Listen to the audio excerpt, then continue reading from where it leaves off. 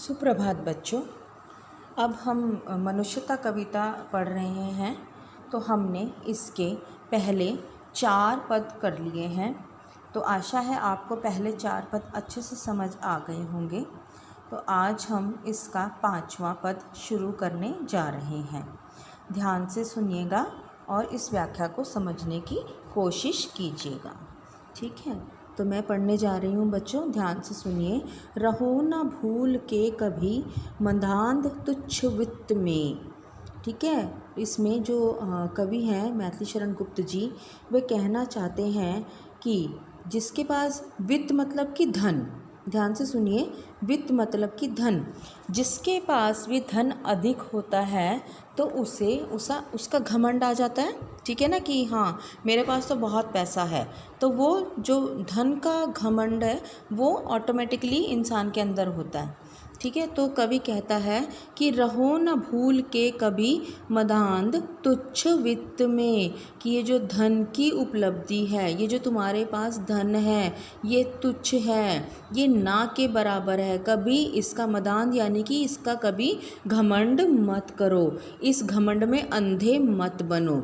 मदांध मतलब कि जो गर्व में, जो घमंड में अंधा हो जाता है व्यक्ति।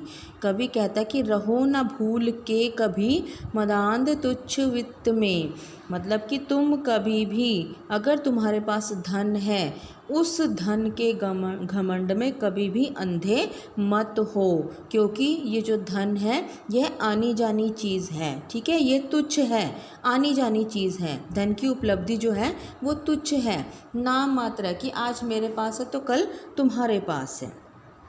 सनाथ जान आपको करो न गर्व चित्त में।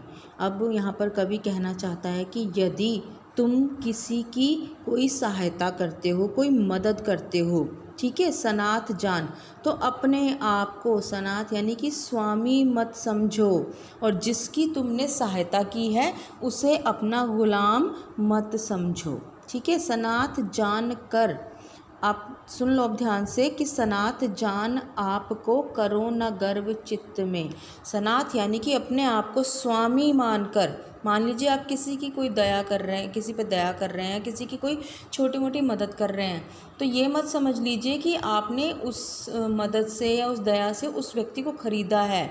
ठीक है, अपने आप को सनाथ यानी कि स्वामी मत समझो। ठीक है, स्वामी इस अपने आप को मत समझो, और ना ही इसका गर्व यानी कि इसका घमंड करो। ठीक है, ना ही इसका अपने मन में गर्व चित्त में, मतलब कि अपने मन में इसका घमंड भी मत करो। अनाथ कौन है यहाँ त्रिलोकनाथ साथ है। कवि कहता है कि इस दुनिया में कोई भी अनाथ नहीं है, क्योंकि तीनों लोकों का स्वामी सभी के लिए है। वो जो ईश्वर है वो सब के लिए है, उसके होते हुए कोई भी यहाँ अनाथ नहीं हो सकता। दयालु दीन बंधु के बड़े विशाल हाथ हैं। कवि कहता है कि जो ईश्वर है उसके बहुत बड़े हाथ हैं, उसका मन बहुत बड़ा, उसका विशाल हृदय है, वो तुम्हारी सारी दुख तकलीफ़ों को दूर कर देगा। तुम सिर्फ उसकी शरण में जाओ, ना कि तुम धन का घमंड करो, ना कि तुम अपने आप को किसी का स्वामी समझो। ठीक है, क्योंकि जो ईश्वर है वो सबके लिए है, उसके विशाल हाथ हैं, वो सब पर अपनी दया का हाथ बना के रखता है।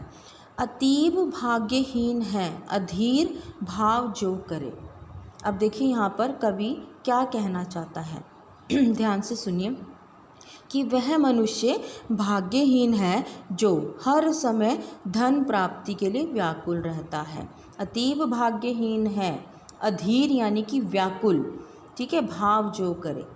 वह व्यक्ति भाग्यहीन है जो हमेशा धन की प्राप्ति के लिए व्याकुल रहता है। मनुष्य को धन के लिए नहीं अपितु परोपकार आदि मानवीय गुणों के लिए अधीर होना चाहिए।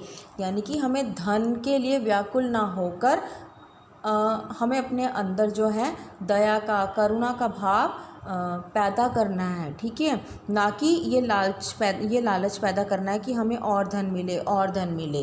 ठीक है बच्चों, हमें अपने अंदर दया और करुणा के भाव को पैदा करना है। और कवि ने ऐसे व्यक्ति को भाग्यहीन बताया जो धन के पीछे भाग रहा है। ठीक है, हमें धन के पीछे नहीं, ऐसे गुणों के पीछे भागना है। फिर अंत में कवि कहता है कि सच्चा मनुष्य वही है जो दूसरों के लिए जिए भी और दूसरों के लिए मरे भी। ठीक है, तो इस पद में हमने पढ़ा कि हमें एक तो धन का घमंड नहीं करना, ठीक है, कभी धन के घमंड में अंधा नहीं होना, मदांध तुच्छ वित्त में रहो न भूल के, कभी भी इस भूल में मत रहो कि हमारे पास बहुत धन है और धन के घमंड में अंधे हो जाओ। ठीक है, और सनाथ जान आपको, यानी कि अपने आप को स्वामी मत समझो। ठीक है, और इस चीज़ का भी घमंड अपने मन में मत करो। यहाँ कोई भी अनाथ नहीं है, क्योंकि तीनों लोगों का स्वामी यहाँ सबके लिए है। उस दीन दयालु बंधु के बहुत विशाल हाथ हैं, वो सब पर अपनी दया का हाथ बना कर रखता है।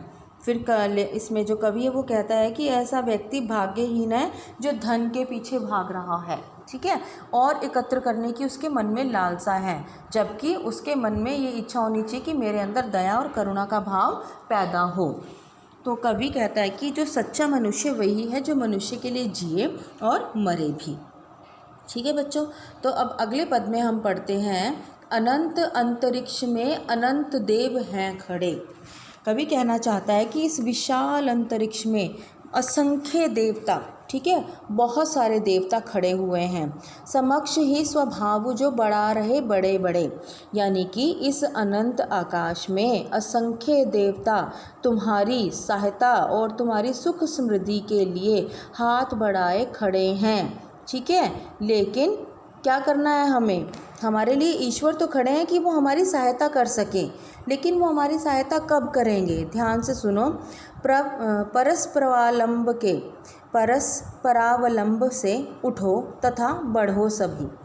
कवि कहता है कि अगर असंख्य देवता तुम्हारे लिए अनंत अंतरिक्ष, यानी कि बहुत बड़े विशाल अंतरिक्ष में तुम्हारे लिए असंख्य देवता खड़े हैं, तुम्हारी सुख समृद्धि के लिए, तुम्हारी सहायता के लिए अपनी बाहें, समक्ष बाहु मत स्वबाहु, मतलब कि अपनी बाहें फैलाकर तुम्हारे समक्ष खड़े हैं, परंतु तुम्हें भी तो अपने अंदर मनुष्यता को लाना होगा, तुम्हें मनुष्यता का गुण धारण करना होगा। ठीक है, तभी वो तुम्हारी सहायता कर सकेंगे।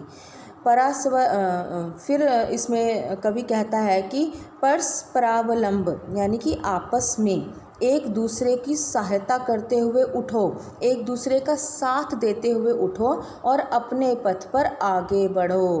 ठीक है, कवि कहता है कि एक दूसरे का साथ देते हुए, ठीक है, एक दूसरे का साथ देते हुए उठो और उन्नति के पथ पर आगे बढ़ो। फिर कवि कहता है, अभी अमर्त्य अंक में अपंक हो चढ़ो सभी।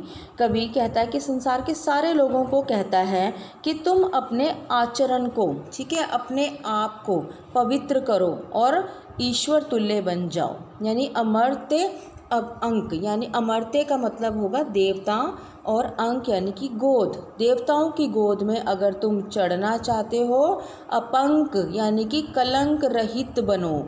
कवि कहता है कि तुम कलंक रहित बनकर देवताओं की गोद में चढ़कर बैठ सकते हो। रहो न यों कि एक से ना काम और का सरे। कवि कहता है कि कभी भी इस तरीके से मत रहो कि तुम्हें दूसरे की, अगर जब किसी दूसरे को तुम्हारी मदद की ज़रूरत है तो तुम हमेशा उसके सामने रहो। ठीक है बच्चे, तो उसके मदद के लिए हमेशा तैयार रहो। ठीक है, तुम्हारा जीवन ऐसा नहीं होना चाहिए कि एक दूसरे के काम ना आ सके, क्योंकि एक से एक का काम सरना चाहिए, मतलब कि एक को दूसरे की मदद करे और दूसरे का काम भी हल करे। तुम्हें ऐसा बनना है कि तुम्हारी मदद से किसी का काम बन सके। तो अंत में कवि कहता है कि सच्चा मनुष्य वही है जो दूसरों के लिए जिए और मरे। ठीक है, तो इस पद में हमने पढ़ा कि लेखक हमें इस बात के लिए प्रेरित कर रहा है कि हमारे लिए वो बताना चाहता है कि इस अनंत अंतरिक्ष में हमारे लिए बहुत सारे देवता हमारी सहायता के लिए अपनी बाहें फैलाकर खड़े हुए हैं, परंतु हमें क्या करना है, हमें पहले अपने अंदर मनुष्यता का गुण लाना है, तभी वो हमारी सहायता कर सकेंगे। और देवता चाहते हैं कि हम एक दूसरे का साथ दें, एक दूसरे का हाथ थाम कर खड़े हों और उन्नति के पथ पर बढ़ें। तो कवि कहना चाहता है कि अपंक यानी कि कलंक रहित तुम बनो, तुम कलंक रहित बनो, अमर्त्य अंक, और देवताओं की गोद में चढ़कर बैठो। जब तुम कलंक रहित हो तो देवता स्वयं ही तुम्हें अपनी गोद में बिठा लेंगे और तुम देवतुल्य बन जाओगे। ठीक है, रहो ना यूँ कि एक से ना काम और कासरे, और इस तरीके से अपना जीवन मत व्यतीत करो कि किसी दूसरे को अगर तुम्हारी ज़रूरत है तो तुम उसे कुछ भी मदद नहीं कर पा रहे। अपने आप को इस काबिल बनाओ कि तुम दूसरों के लिए भी जी सको और मर सको। ठीक है बच्चों, तो इस प्रकार आज हमने मनुष्यता कविता के ये 2 पद किए हैं। ठीक है, आप इसको ध्यान से अपनी पुस्तक से पढ़िए और इसकी व्याख्या को करने की कोशिश कीजिए। धन्यवाद।